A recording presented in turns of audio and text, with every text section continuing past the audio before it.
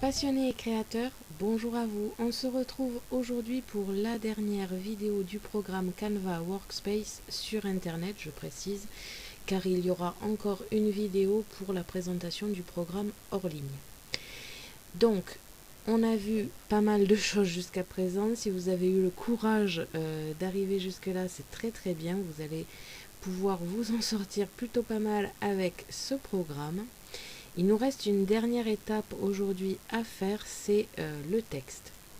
Comme vous pouvez le voir ici, il n'y a pas beaucoup d'écriture disponible et je trouve ça un petit peu embêtant, surtout que bon, elles sont assez brutes de décoffrage si je puis dire, disons qu'elles n'ont pas de finesse, donc c'est vrai que des fois c'est un petit peu énervant.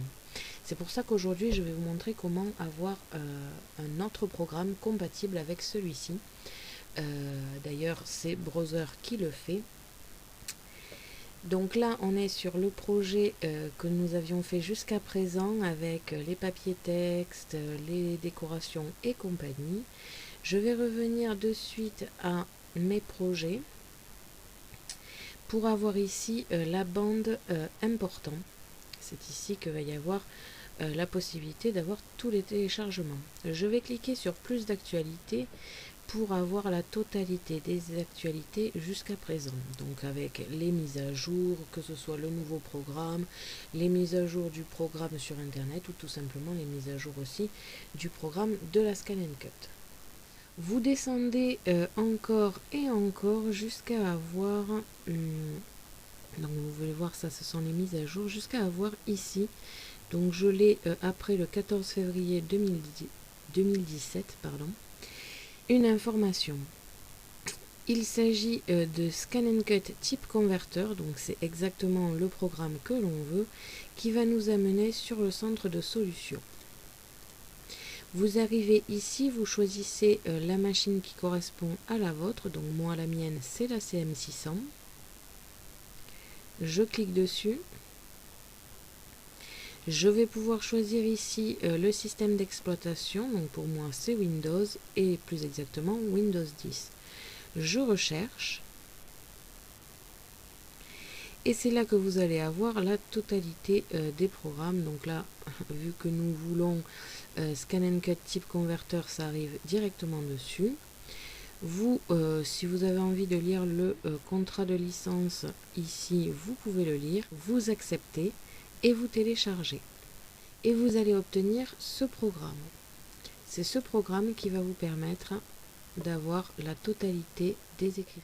Vous arrivez ici avec saisir les caractères ainsi que les écritures ici, gras italique et la taille.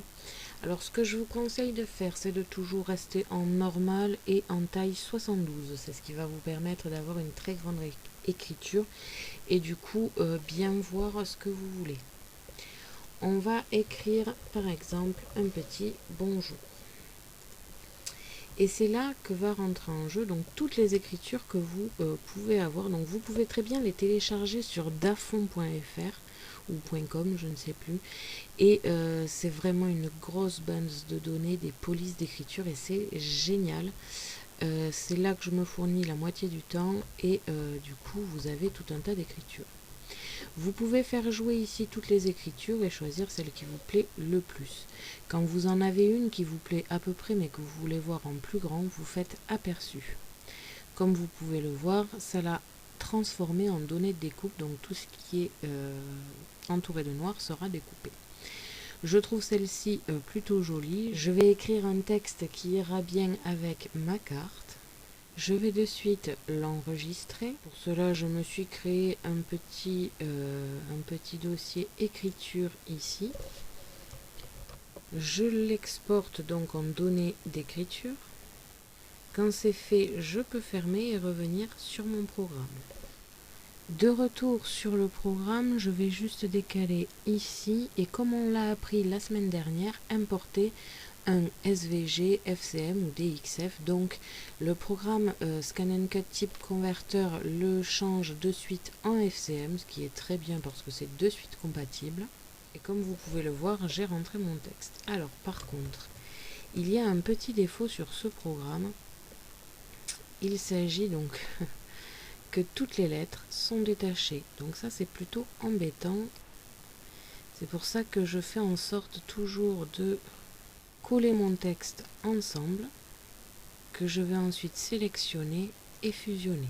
En sachant évidemment que pour tout ce qui est avec des trous comme ici le E, il faut d'abord prendre le E avec le trou, le diviser, enlever le petit rond qui va vous sortir et comme ça après vous pourrez fusionner sans crainte. Donc il y a quelques défauts, il faut pas mal travailler sur ce programme, mais je trouve que c'est plutôt sympa. Comme vous pouvez le voir, je divise ici le E, je divise ici le L. Je supprime ces petites écritures et je vais ensuite les fusionner. Et je fais pareil pour tout ce qui est écriture. Donc là, le printemps, donc le P, le E et le P. C'est assez long, c'est pour ça que vraiment je l'utilise très peu, malheureusement. Je l'ai utilisé sur des écritures pas trop compliquées non plus, pour que ce soit plus simple, parce que sinon c'est un petit peu la mort. Vous avez d'ailleurs plusieurs solutions, soit le découper à part, soit vraiment le découper dans le papier. Donc pour l'instant je vais le laisser comme ça et je n'aurai plus qu'à le découper et à le coller. Ici vous avez plusieurs solutions, donc soit vous l'écrivez, soit il va falloir le découper et le coller sur votre papier, mais des fois voilà, là le i sera vraiment très petit, donc ça va être un petit peu embêtant. Découper directement dans le papier, du coup vous pouvez laisser le haut, il n'y a pas de souci. Donc voilà, on a terminé pour le programme internet. Ça a été plusieurs semaines, assez long pour vous j'imagine, parce qu'il y a beaucoup de choses à apprendre, il y a beaucoup de tests à faire et des fois ça peut être très embêtant. Après il faut tout tester, il faut que vous voyez par vous-même ce que les choses donnent, ça vous donnera une meilleure idée.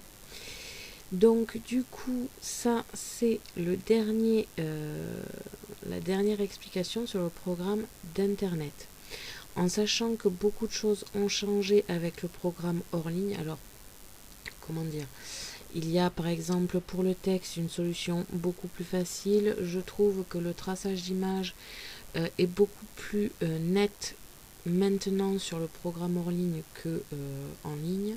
Je trouve aussi que tout le programme est beaucoup plus rapide.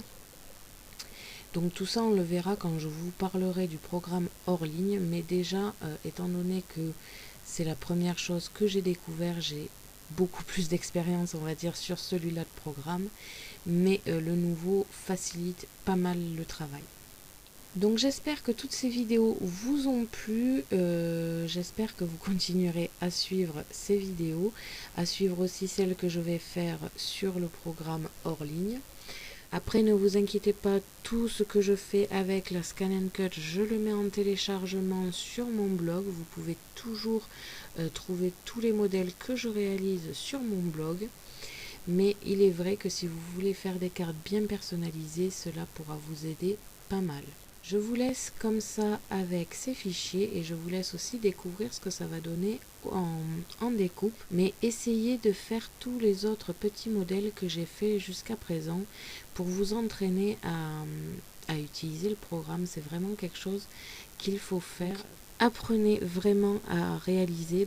Si vous arrivez à faire la carte en entière, vous arriverez à peu près à mon niveau. C'est vrai que c'est assez facile. Comme je vous ai dit les dernières semaines, le plus compliqué c'est tout ce qui est fusionné et tout ça, parce que alors là il faut comprendre le mécanisme.